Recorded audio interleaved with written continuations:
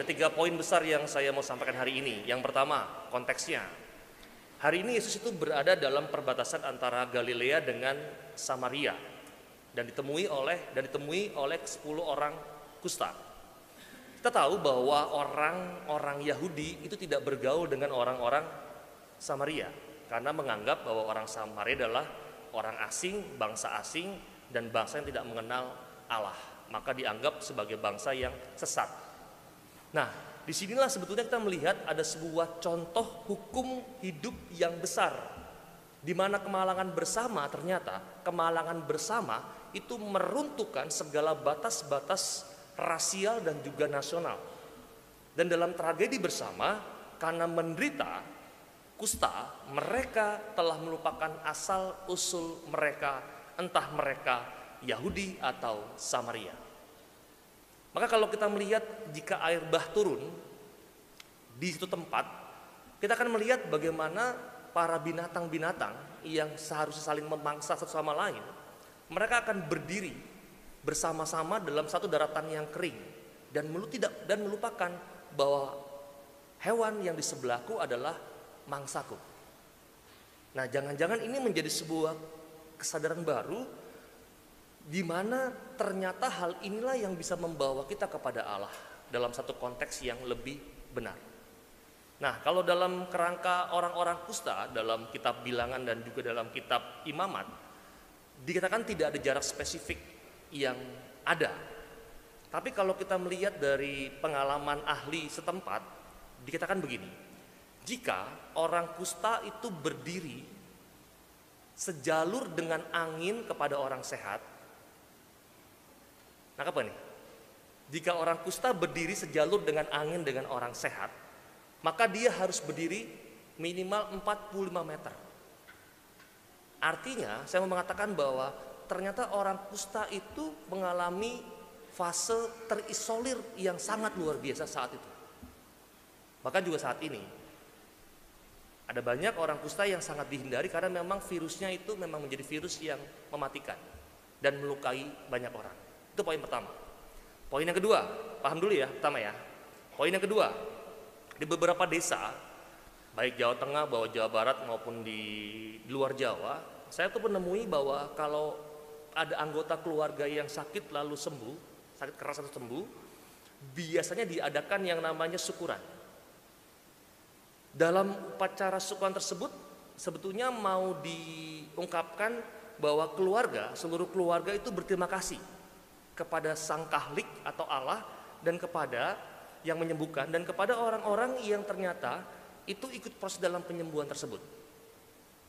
Di desa yang sama, tempat yang sama juga, setiap habis panen besar diadakan yang namanya syukuran desa, atau kita kalau kenal di Cirebon namanya sedekah bumi, betul ya? Nah, itu orang-orang bersyukur atas karena panennya baik. Dan tidak jarang rasa terima kasih mereka juga diungkapkan dengan pesta wayang semalam suntuk. Sekarang ada di Plumbon nih, kalau Anda mau suka wayang. Di Plumbon itu sekarang lagi sedekah bumi, bersyukur terhadap panen yang luar biasa baik dalam kerangka desa mereka. Ditambah lagi, bila ada keluarga yang baru saja melahirkan atau mempunyai bayi, mereka juga tidak lupa bersyukur, mengadakan yang namanya syukuran bersama. Para tetangga diundang datang bersama-sama untuk memuji Tuhan yang telah menganugerahi bayi kecil atau seorang bayi dalam keluarga tersebut.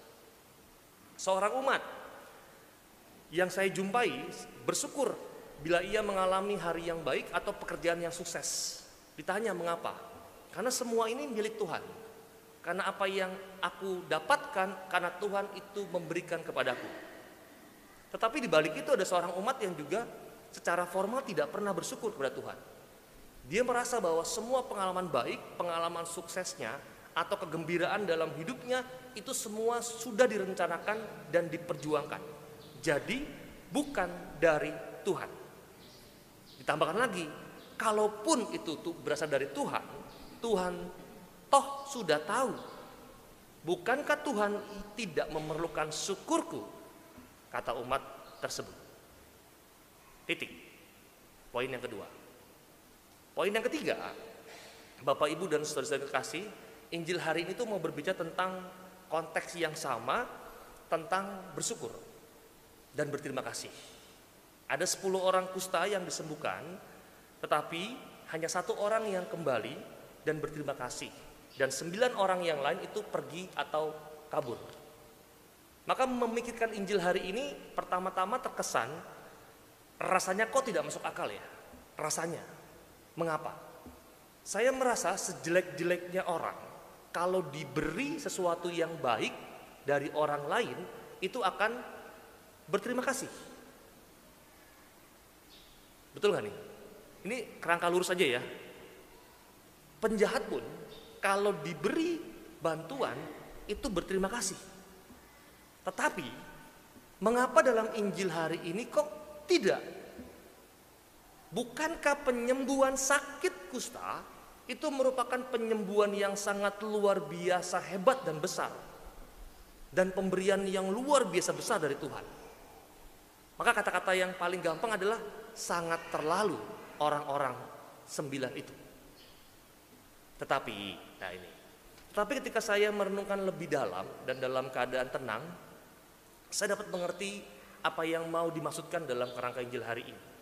Malahan dalam pemerenungan saya bertanya dalam diri saya sendiri, apakah aku juga sering seperti orang-orang dalam Injil itu yang tidak bersyukur kepada Tuhan atas segala karunia yang Dia berikan?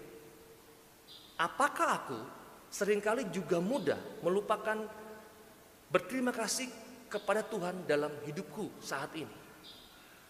Apakah aku seringkali mudah untuk beranggapan bahwa Tuhan toh tidak perlu ucapan syukurku, meski aku telah menerima banyak pemberian, kesuksesan, bahkan pengalaman baik dalam hidupku dari Tuhan? Apakah aku sungguh terlalu mudah beranggapan bahwa segala sesuatu kebaikan yang saya alami adalah sebetulnya usahaku sendiri, jadi bukan dari Tuhan yang perlu saya syukuri? Dan betapa aku seringkali juga berbuat sama dengan mereka dalam Injil yang kita dengar hari ini.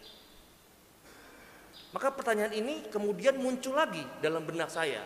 Pertanyaan yang pertama muncul segitu banyak, muncul lagi dalam refleksi yang lebih dalam. Pertanyaannya adalah gini, apakah aku cukup bersyukur atas karunia Tuhan?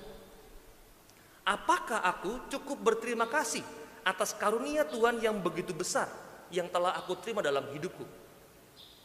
Kalaupun aku misalnya tidak lupa bersyukur kepadanya, pertanyaan yang lebih dalam lagi, apakah syukurku sudah tepat?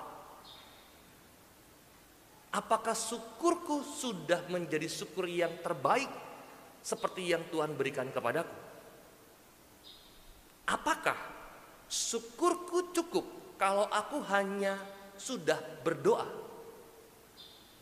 Apakah syukurku cukup ketika aku hanya mempersembahkan ekaristi setiap harinya, bahkan mempersembahkan ekaristi di kapel kecil di sebelah kamarku?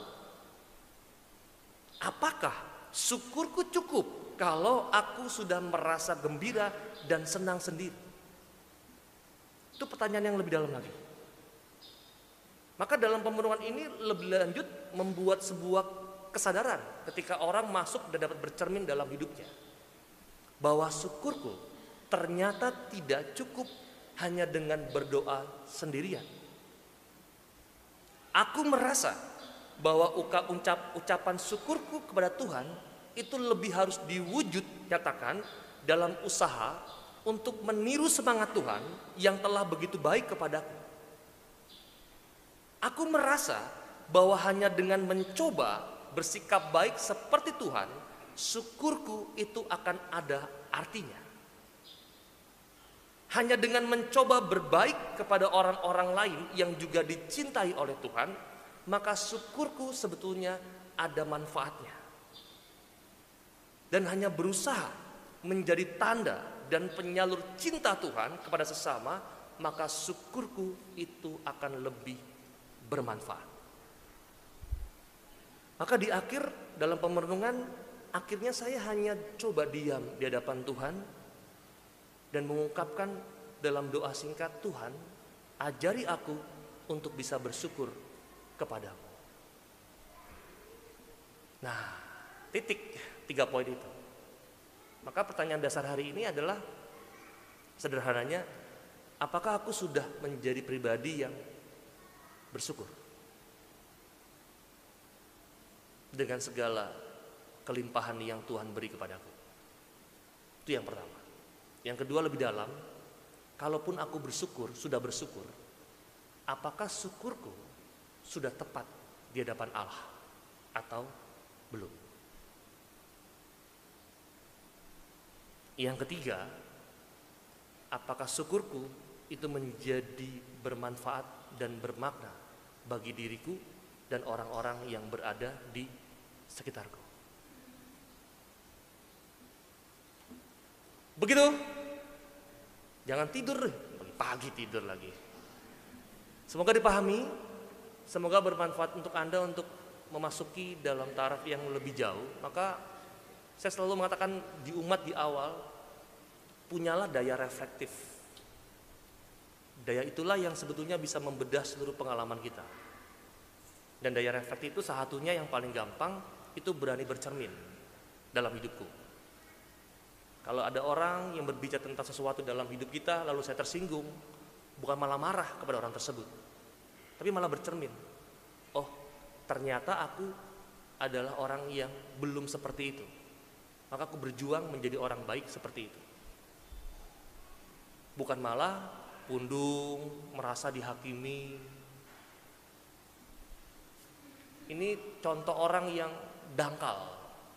Dalam bahasa filsafat adalah orang-orang yang memasuki dalam taraf banalitas, banal, sangat dangkal dan sangat cetek dalam hidupnya. Dan ini mencerminkan pribadinya. Nah, maka saya mau mengajak Anda untuk masuk lebih dalam, lebih deep dengan pengalaman hidup Anda dalam kerangka refleksi Anda sebagai seorang pribadi. Semoga minggu ini menjadi minggu yang baik untuk kita semua. Minggu yang mau mengajak kita untuk melihat hidup di hadapan Allah tentang makna apakah aku sudah menjadi pribadi yang bersyukur kepadanya atau belum. Kita sejenak, kita mohon rahmat Allah supaya pagi ini menjadi pagi yang indah untuk kita semua bersama dengan keluarga yang kita cintai. Pagi ini menjadi pagi yang baik pula untuk kita sebagai murid-muridnya untuk belajar dan merefleksikan sesuatu yang lebih dalam kehidupan kita tentang syukur kepadanya. Dan semoga minggu ini menjadi minggu penyemangat untuk kita semua untuk menghadapi hari-hari esok, sehingga pada akhirnya menjadi hari yang penuh dengan makna dan bermanfaat bagi hidup kita dan juga orang-orang yang kita layani. Kita hening sejenak.